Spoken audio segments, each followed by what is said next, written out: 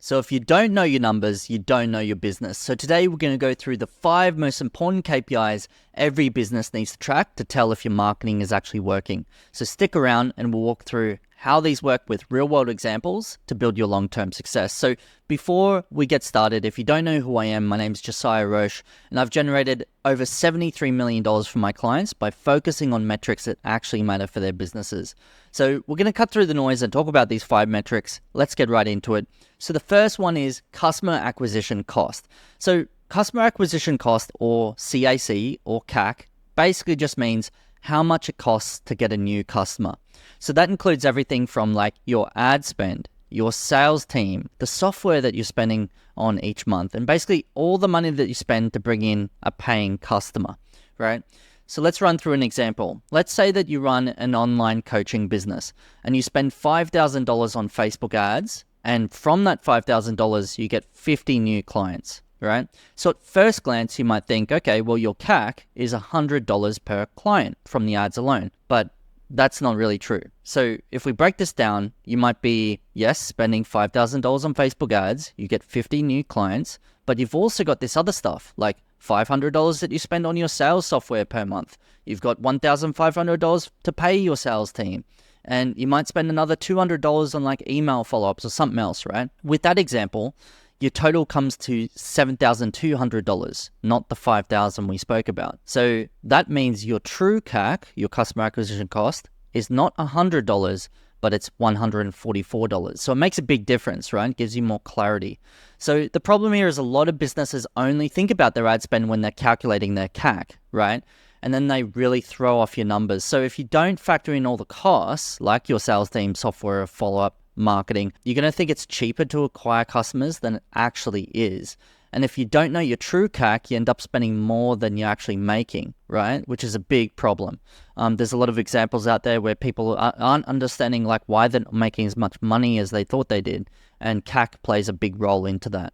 So to figure out your CAC or your actual CAC, start adding up all of your marketing and sales expenses, like your ads, sales staff, marketing, software, everything really, and then divide by the total amount of many new customers that you got. So knowing this number will help you make better decisions about where to cut costs and where to invest more money for a better return. So number 2 is gross profit. So gross profit is basically what's left after you've covered the basic costs of producing your product or service, like things like materials, labor costs, manufacturing costs, all that kind of stuff.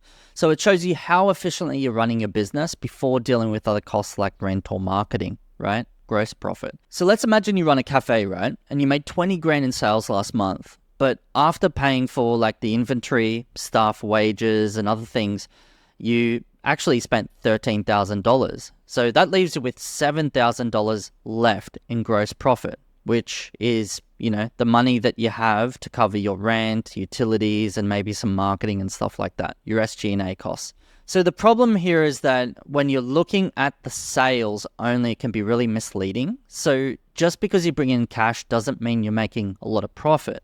So you need to know how much you're actually keeping after paying for all the necessary stuff, staff wages, inventory, all the basics that are on the front load of the business. So without knowing your gross profit, you might not realize how thin your margins actually are, and it can make it really tough to reinvest in growing your business. So to figure out your gross profit, all you need to do is subtract the cost of goods sold, or your COGS, like materials and wages, inventory, all that kind of stuff, and divide it by your total sales. Or your total revenue in that case. So this number shows you how much you're actually keeping at the end of the day. And if it's low, you might need to consider cutting costs or raising your prices, right, to keep the business healthy. So let's talk about number 3, which is lifetime gross profit. So we already spoke about gross profit. Now let's talk about lifetime gross profit, which is the total profit you make from that customer over the entire time they do business with you. That takes into consideration of all the stuff you normally do with gross profit, which is like all the costs of serving them with fulfillment, production, like inventory, shipping, support, whatever your business is, but basically taking all those same factors in consideration, but for the lifetime of that customer staying with you. So let's say that you run a subscription box service, right? And your average customer sticks around for about 12 months and they spend around $300 over that time. So it costs you about $150 to source and ship the products, right? and then another $50 on customer support. Let's say that was the example. We've spent around $200 to fulfill everything with customer support, to source and ship the products, etc. So your lifetime gross profit is actually $100. It's not $300, right? So the problem is, like, when you only focus on the revenue coming in, you might think that your customers are way more profitable than they actually are. And so you have to look at all the costs tied to serving that customer. And if you don't, you could end up spending way too much on marketing, thinking you're making way more money than you actually are, which, puts you in a tough spot, right? You might be thinking, we're making all this money, but I'm not seeing it in my bank account, which is quite a common problem. So how do you actually calculate the lifetime gross profit? So what you do is subtract all the costs of serving that customer, so over their lifetime, like product, shipping, and support, everything we spoke about, from the total revenue they bring in over their lifetime, okay? So the higher your LGP, in this case, your lifetime gross profit, the more room you have to spend on marketing and growing your business, like for R&D costs and things like that. So the fourth one is customer acquisition cost versus lifetime value, or the acronyms are CAC versus LTV. And this just means the ratio comparing how much it costs to acquire a new customer, which is CAC, we know this now, with how much money that customer brings in over their lifetime. In this case, it's slightly different from lifetime gross profit because we're just looking at the lifetime value, how much revenue they made over that lifetime. And you can also measure this against your lifetime gross profit to get even more accurate data. So basically, when you're dividing these or versing them between each other, it's a way to see if your marketing sales are actually profitable. I know that there's a lot of numbers stacking here. You've got lifetime gross profit. You can dive into margins. You can go all sorts of stuff.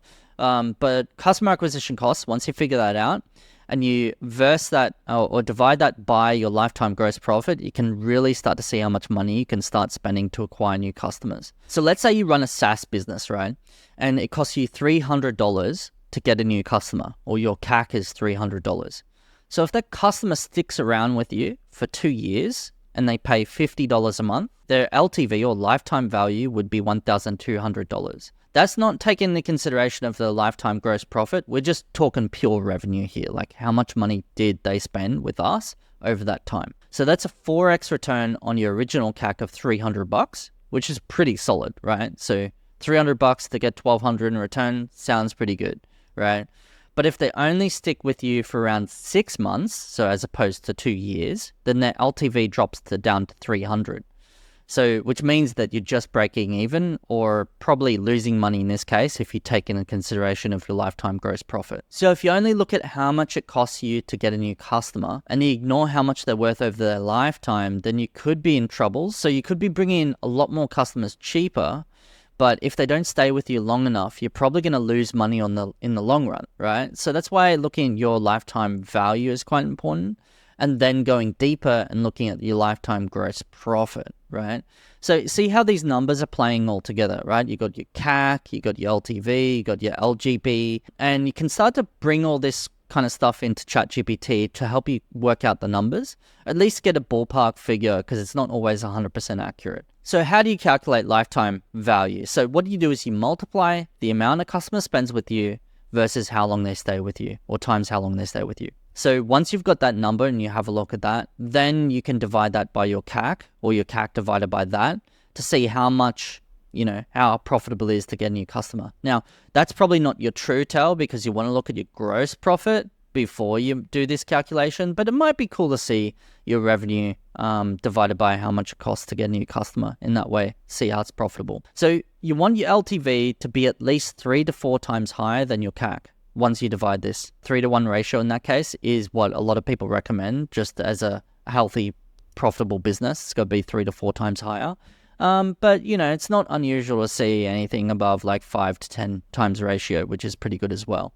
So if it's not, then you need to either increase your customer value through upsells and better retention, things like that, or reduce how much it costs to get a new customer, really, to improve these numbers. So the fifth and final metric to make sure that your marketing and your business is on track, really, and this is more of a business metric, is your compound annual growth rate, or your CAGR. So your CAGR just basically means the rate at which your business grows over time. So it factors in compounding. So it gives you a clear picture of your long-term growth for the business, so you know you're actually expanding steadily. So let's come up with an example. Let's say that you started your business 3 years ago and you're making around 100K in revenue per year. It's been 3 years and now you're making 150K per year on average. So using a simple CAGR calculation, you can find out that your business grew by around 14.5%. Well, not around, it's exactly 14.5% per year. So this just means that, been steadily growing 14.5% year on year, right? And so maybe that's the type of scale or growth that you're aiming for. Maybe it's too slow, but at least you know now, right? So a lot of businesses want to double and triple their businesses year on year, whatever it is, but when you do the calculation, they're not even close. So a lot of short-term success, like great sales months and stuff, don't always show how well your business is growing long-term. It just gives you a really short insight into how you're doing. So if you're not tracking how fast your business is growing over time, you could see random sales spikes here and there, and you've got this false sense of growth. So how do you actually calculate CAGR? So there's a more complicated formula, but I'm just going to give you a recommendation to go to ChatGPT and try to get it to work out your CAGR based on how much revenue you were at certain points and growth, and let it do the calculations for you. It won't be 100% accurate, but it'll give you the idea that you need to know how much you're growing year on year. So if your business has a CAGR of around 10%, it'll take you about 7 years to double your revenue. 7 years, right? So it's pretty sad, if you're ambitious and you want to grow a lot in your lifetime, you want to have a business you're super proud of, and you want to make millions of dollars, don't aim for 10% growth year on year. Aim for around 30%. So if you aim for 30% growth year on year, you can double your business in just about 3 years. So that's why many business experts out there recommend aiming for at least 30% if you want to scale a bit faster and have a business you're a bit more proud of. But then again, it's more relative, right? 30% for a multi-million dollar business versus one making 100 grand is all relative. It's a bit different for everyone. So by the time you're 20 years in and you're aiming for 30% growth, you've grown a lot, right? Not just a little bit, you've grown massively. CAGR is a very important thing if you want that macro level insight to see how your business is growing year on year, just so that you feel a bit better about yourself, especially if you're doing really well. So let's recap on these 5 that we've learned about today. So number 1 was customer acquisition cost. The acronym for that is CAC. So it helps you know how much it really costs to bring in a new customer, considering all of your marketing and sales expenses. Number 2 is your gross profit. So it helps you understand how much you're keeping after paying for the essentials in your business and use that to improve your margins, right?